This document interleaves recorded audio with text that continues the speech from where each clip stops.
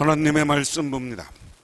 하나님의 말씀은 로마서 12장 15절부터 21절 신약성경 257쪽입니다. 즐거워하는 자들아 함께 즐거워하고 우는 자들과 함께 울라.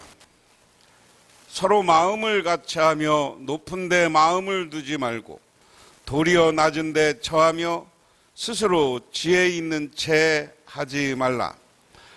아무도 악을 악으로 갚지 말고 모든 사람 앞에서 선한 일을 도모하라.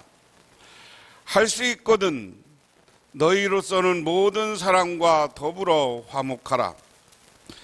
내 사랑하는 자들아 너희가 친히 원수를 갚지 말고 하나님의 진노하심에 맡기라. 기록되었으되 원수 갚는 것이 내게 있으니 내가 갚으리라고 주께서 말씀하시니라.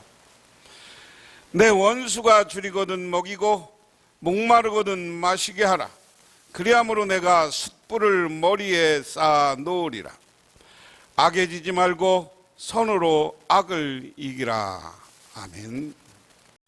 우리 그리스도인들은 외딴 곳에서 우리끼리만 살고 있는 것이 아니라 세상 한복판에서 예수를 믿지 않는 사람들과 뒤섞여 살아가고 있습니다. 교회 공동체 안에는 형제 사랑이라고 하는데 교회 공동체 밖에서는 어떻게 살아야 될까? 이 질문의 본문은 원수를 사랑으로 살아야 한다고 권고하고 있습니다. 이 당시 사도 바울 당시 예수를 그리스도로 영접하는 교회가 있었습니다. 이 교회를 우리는 초대교회라고 해요. 그런데 이 초대교회는 크게 주변 사람들로부터 압박을 받고 있고 도전을 받고 있고 핍박을 받고 있었다. 첫 번째 핍박 대상이 뭐예요? 유대인들이에요. 유대인들이 예수를 그리스도를 인정하지 못하니까 계속해서 교인들을 핍박하고 잡아 죽이고 고발하고 하는 겁니다. 그 다음에 로마 권력자들입니다. 로마 권력자들은 기독교인들이 황제를 숭배하지 않는다. 그래서 이 당시는 왕이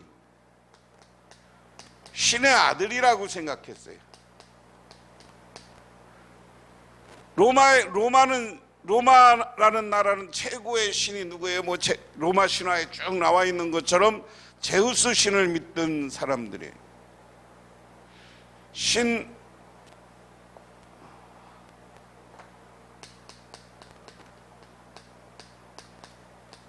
현대사회에도 일본은 아직 왕을 천왕 이렇게 이야기합니다. 이것처럼 신의 아들이라고 생각해.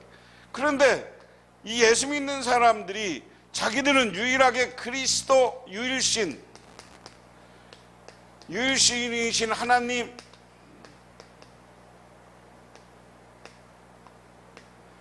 그리스도와 유일신이신 하나님만 믿는다고 하니까 그들의 큰 질서에 편입되지 않는 거 생각하고 핍박하는 겁니다. 그 다음에 이방인들 가운데 우상숭배를 하거나 타종교, 그리고 철학자들, 그 당시 지식인, 이 그룹이 교회를 핍박하고 있었다. 그런데 이 전제하에 우리가 오늘 본문을 한 절 한 절 살펴보자 하는 겁니다. 그래서 첫 번째 보면 오늘 제목을 그래서 모든 사람, 저렇게 핍박당하고 있지만 여러 가지로부터 교회가 핍박당하고 있지만 교회는 모든 사람과 더불어 화목하라. 우리 교회 하나 사람뿐만 아니라 교회를 둘러싸고 교회를 핍박하는 사람들과도 오늘 화목해야 된다 하는 전제로 하나하나 살펴보면 오늘 15절 즐거워하는 자들과 함께 즐거워하고 우는 자들과 함께 울라. 이 말을 다른 말로 바꾸면 동고동락, 같이 고난을 느끼고 같이 기쁨을 만나야 된다. 이 말을 그들 즐거워하는 사람들과 함께 즐거워하고 우는 사람들, 슬픈 사람들과 함께 울어야 된다 하는 겁니다. 즐거워하는 사람들과 함께 즐거워하고 우는 사람들과 함께 울라는 권고는 아주 단순 명확합니다. 우리는 좋은 일로 즐거워하는 사람들과 함께 즐거워하고 나쁜 일로 우는 사람들과 함께 울어야 한다. 교회 공동체 안의 생활 방식과도 잘 어울리고 교회 공동체 밖의 생활 방식과도 잘 어울리는 이야기입니다. 우리가 교회 공동체 안에서건 밖에서건 다른 사람과 더불어 살아가기를 원한다면 그들의 기쁨과 슬픔에 동참하는 것이 바로 필요한 필수 불가결한 것이다.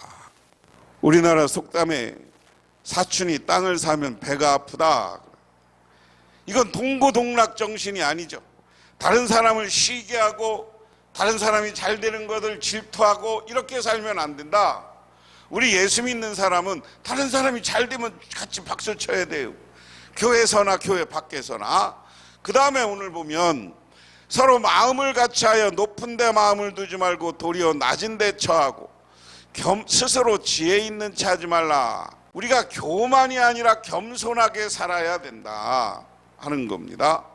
바울은 서로 똑같은 것을 생각하고 높은 것을 생각하지 말고 겸손한 사람과 어울리라. 그리고 스스로 지혜로워지지 말라 하는 겁니다. 우리가 세상 살면서 제일 관계하기 어려운 사람들이 누구예요? 다 나보다 스승이라는 생각, 나를 무엇인가 배우게 한다는 생각을 가지면 그 사람들을 존중하게 되는 거예요. 그래서 내가 겸손해지는 거예요. 그런데 요즘 사회는 너무 겸손하면 세상 사람들이 우습게 알고 바보로 한다고 하지만 바보가 되어도 좋아. 예수님 믿는 사람은 조금 바보처럼 사는 것도 괜찮아. 그러면서 사람들과 다시 접촉하고 또 만나고 싶은 사람이 돼야 돼요.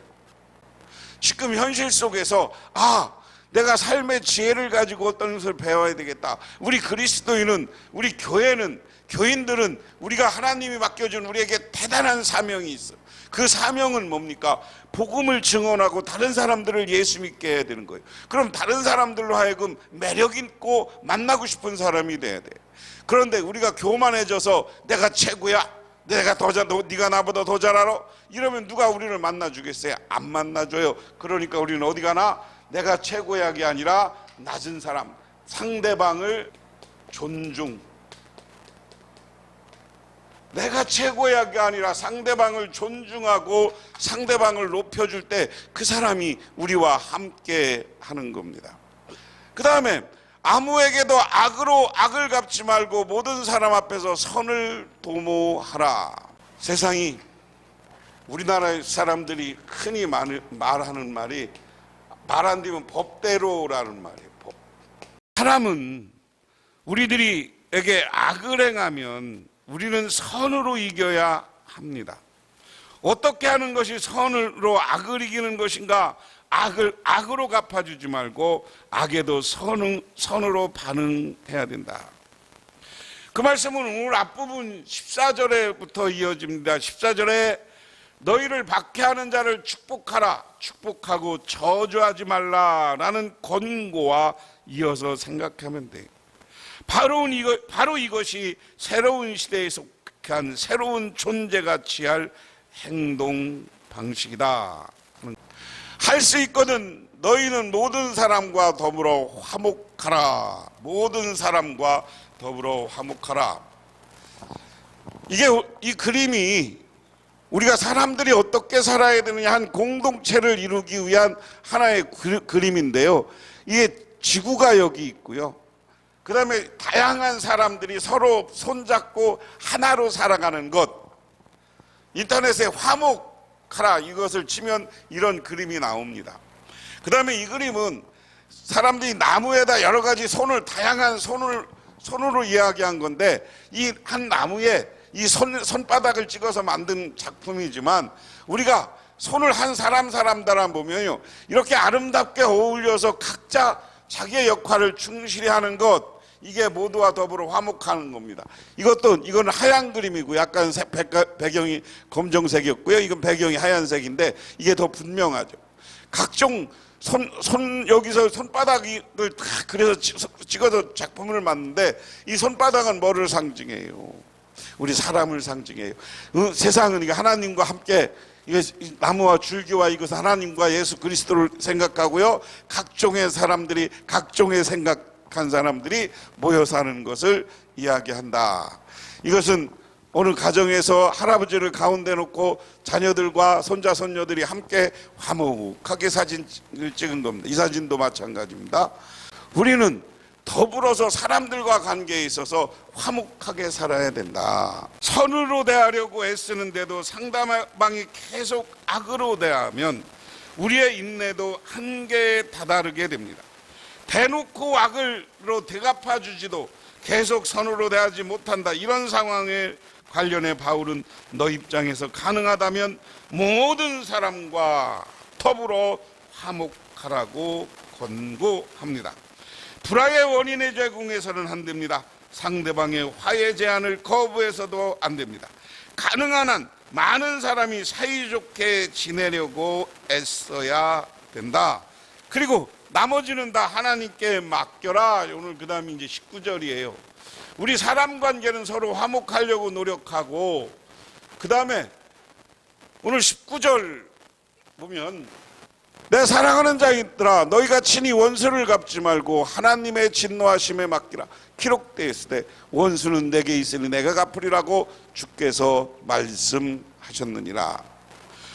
우리가 세상을 살아가면서 사람들과 아까 이야기한 것처럼 화목하지 않고 사람들이 자꾸만, 아까 교회를 이야기했을 때 교회를 핍박해 사람들이 있었어요. 오늘 사도 바울이 이 본문을 쓰고 있는, 편지를 쓰고 있는 시점이 뭐냐? 교회가 편안할 때가 아니에요. 교회가 핍박으로 계속 어려울 때예요. 교회가 핍박으로 어렵고 사도 바울도 여러 번 죽을 고비를 넘기기도 하고 매도 맞고 그랬던 사도 바울이에요.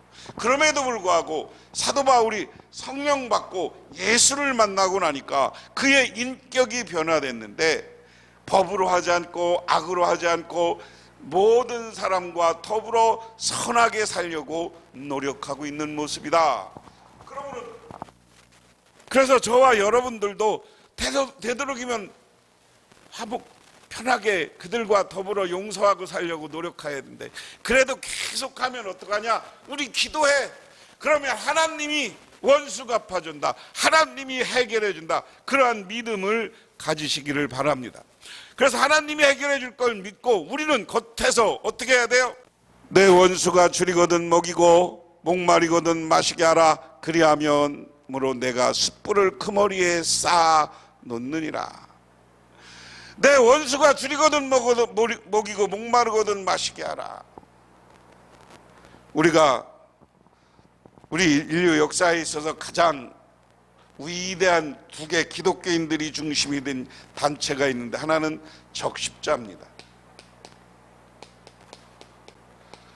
이 적십자는 여러분이 잘 아는 것처럼 앙리 디낭에서 와 있는데, 앙리 디낭 이전에 나이팅게일, 적십자 전에는 나이팅게일이 있어요. 간호사예요. 간호사인데 전쟁이 일어났어요. 전쟁이 일어나서 가서 싸우는데 자기 아군만 위해서 치료해 준 것이 아니라 상대방 적군도 치료해 줬어요. 이 정신을 들이면서 이것을 실천을 본 앙리 디낭이 적십자라는 것을 만들어서 어디나 이 빨간 십자가가 있는 곳에는 서로 싸우지 않고 그것은 치료해 주는 곳이라고 생각하고 서로 원수까지도 사랑하라고 그랬어요. 얼마나 멋있는 모습. 우리는 이런 인류 최초의 악을, 원수를 줄이거든, 그가 줄이니까 먹이고 목마르거든 마시게 한 실천이라는 모습이 세계 적십자라는 게 있단 말이에요. 이런 것의 정신에서 보듯이 우리도 원수를 먹이고 입히고 입히고 그들과 함께 필요한 것을 공급해 줄 알아야 된다. 우리가 할 일은 복수가 아니라 원수를 사랑하는 것이다. 막강한 힘으로 우리를 괴롭히던 원수의 상황이 바뀌어 그가 아주 비참의 상황에 놓이게 되었다면 인적, 물적 자원을 다 잃어버리고 그에게는 이제 아무도 남아있지 않게 된다면, 심지어 먹을 음식도 없고 마실 물도 없는 상황이라면 우리는 그들에게 먹을 것과 마실 것을 줘야 한다. 그가 원수라도 그렇게 해야 한다. 바로 이것이 우리가 실천해야 할 원수의 사랑이기 때문이다. 악에 지지 말고 선으로 악을 이기라. 악에 지지 말고 선으로 악을 이기라. 여러분, 이렇게 우리가 적에게도 베풀고 나누고 그들에게 모든 것을 우리가 그리스도의 사랑 정신을 이기면 선으로 악을 이기는 거예요. 악한 사람도 감동받는 거예요. 여러분, 그러므로 우리는 예수 믿는 사람은 어디 가서나 원수까지도 사랑할 줄 아는 저와 여러분이 되시기를 주님의 이름으로 축원합니다. 기도하겠습니다. 하나님 아버지, 고맙습니다. 오늘 하나님께서 우리들이 이웃과 더불어 어떻게 살아야 될까를 가르쳐 주십니다. 원수까지도 사랑하고 선으로 악을 이기라고 했습니다. 모든 사람과 더불어 화목하라고 했습니다.